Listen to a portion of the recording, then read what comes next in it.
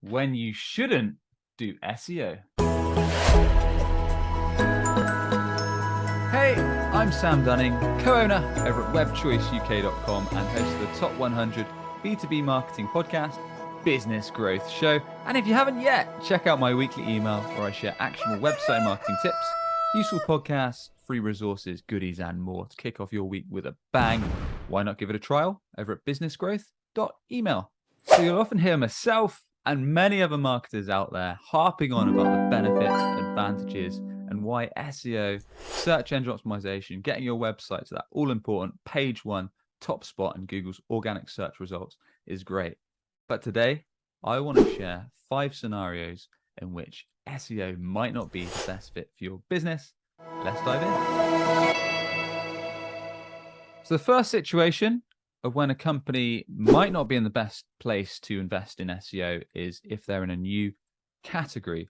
So if they're in a new sector, a new industry that's not yet matured, and the reason being is that Google works best when it's capturing buyers' demand. So for example, if your market, your target audience is aware of the service or the product that you provide, and then they're searching for not necessarily your brand, but they're searching for the relevant type of product, service, requirement, offering on Google, and then on the basis that your website ranks well, you've done SEO.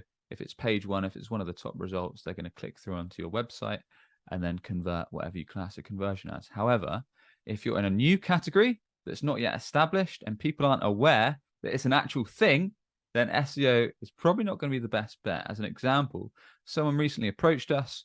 They were offering an accessibility product. In fact, he was already investing in Google Ads, but saying, look, Sam, I'm not really getting results. I think we're capping out on the spend. It's not really driving any conversions. Once we learned more about the product, we realized that it was actually a pretty unique offering. The buyer demand just wasn't there because people didn't know it was a thing. So there's no point in SEO because people aren't actually searching for the offering, for what he did.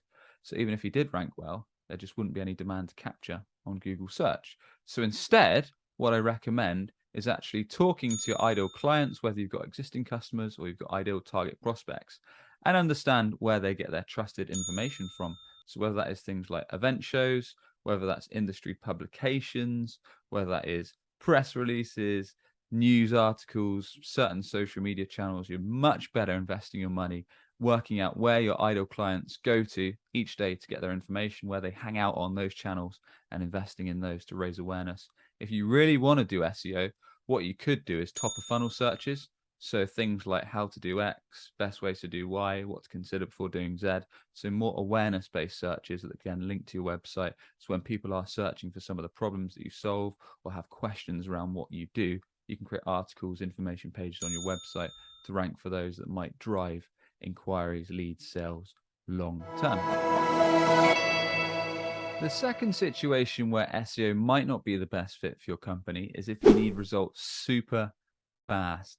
So there are times where SEO can work really quickly. If you're in a very niche category and there's not many competitors, just doing great on-site SEO, having a really informative website with information pages on your main services, offerings, having useful resources, having pages for those main features, locations, demographics you serve, and just making your website the go-to educational place for your sector and focused on conversion, doing solid on-page and technical SEO and building some links might get you the rankings if there's not many competitors in your sector. Or if you operate in a very small geographic location or a very small area, and again, quite a niched category, then you could rank pretty quickly with SEO. But if you're in an industry where there's a lot of competitors, it's quite a flooded market, typically you're going to be looking at months, if not longer, to rank, especially in high demand searches and keywords. So you're going to be talking perhaps 6 months or longer. So instead, you might want to consider things like paid ads, whether that's Google AdWords paid search, whether that is social type ads like LinkedIn ads, whether that's going on review sites like G2, Capterra, TrustRadar, whatever's relevant for your industry, and capturing demand that way with those fast ads to your website to drive leads. Or you might want to consider an outbound sales motion, like hiring an outbound team to call up your ideal clients, generate appointments quite fast. If you are under pressure, which a lot of fast-growing companies, funded companies, tech companies are from investors, then you might need to go down those channels first before you consider SEO. Because if you're in a competitive space, chances are SEO is going to take longer to see results, although over time SEO can reduce your paid ad spend. So you've got to look at it from both sides depending on how quickly you need those organic results.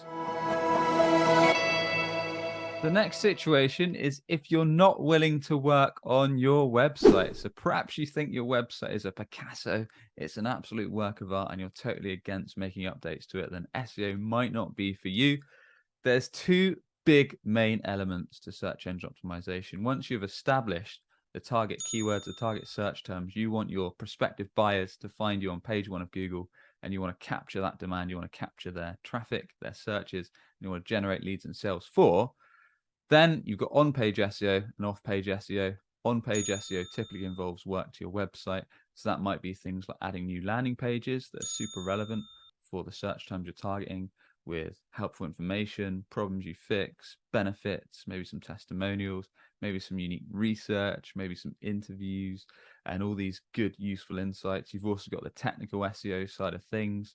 So making sure your website is clearly set up in terms of page titles, heading tags, metadata, image alt tags, sitemaps, all that good technical stuff, as well as making sure your website loads super fast, works smoothly on mobile, tablets, PC, and also making sure you've got relevant pages for all the main services and offerings you have. So if you're totally against updating your website, SEO is probably not going to be the best fit for you, as it's really going to hamstring your ability to rank as well as you potentially could on the search engine. The fourth situation where SEO might not be the best fit for you is if you're looking to take on absolute giants in your industry. So for example, if you provide CRM software and you want to rank for a keyword massively competitive like CRM, you're not even going to make a dent. You're not going to have a drop in the ocean unless, just like Salesforce and HubSpot that rank page 1 for terms like CRM, unless you've got millions in the bank, unless you've got a massive in-house team and a huge marketing budget, plus a ton of time on your hands to actually make the results happen with SEO. It's just no point. It's going to be a thankless, a pointless journey. So instead, you want to niche down. You want to focus on what's called longer tail search terms that are more specific and more relevant to what you do. So if your CRM is focused on the financial industry, you might want to look at terms like CRM for financial companies, best finance CRM, or financial CRM provider. Those kind of more relevant, more niche, more specific long tail keywords are going to be a lot more beneficial. They're also going to drive more targeted, more relevant traffic to your site, meaning the prospects, the visitors are more likely to convert. So going niche, going more relevant is going to be worthwhile if you're in a competitive industry. And lastly, at number 5, we've got you don't need growth. All right, that one's a bit of a joke. So with SEO, with search engine optimization, if it's done right, long term, you can build up your brand reputation, as if prospects are constantly seeing you page 1 in Google's organic search results. They're going to think you're a reliable, trusted brand. You're going to ramp up your organic traffic to your website. You're going to improve your leads, your revenue, your conversions on the basis that you've got a solid website that can convert. And also over time, you might be able to lower other channel spend. So you might be able to lower paid ad spend across different channels because organic results, SEO, is driving more inquiries and more revenue.